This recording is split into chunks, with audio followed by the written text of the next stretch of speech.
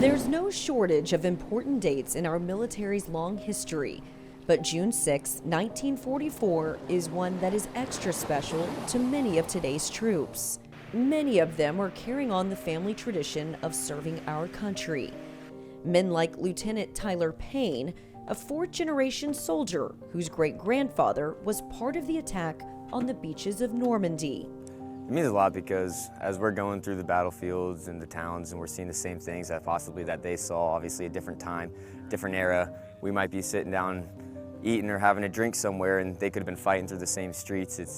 It's pretty cool because we're out here planning missions on the same grounds that they were. We're out here flying the aircraft, same place aircraft flew over.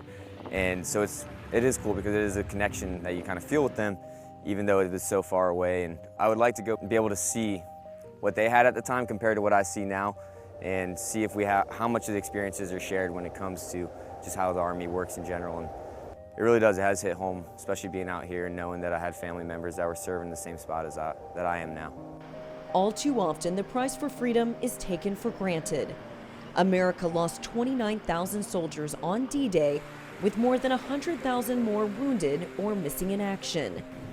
Each year, a commemorative memorial is held at Omaha Beach to honor the soldiers who are considered the greatest generation. It's a time to reflect and pay tribute to the sacrifice that was made for the freedom that is still enjoyed today. We must teach our young people what these men learned themselves. For me, it is the very simple words we can never forget.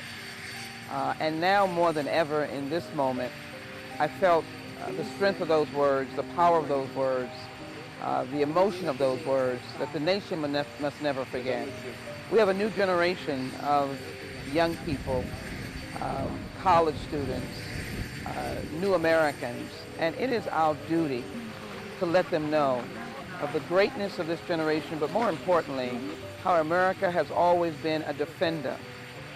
Not an offender, but a defender. And for me, D-Day represents the purest of what we are and our strong and consistent fight for freedom, but not selfishly for ourselves. We fight for freedom for others. We must never forget.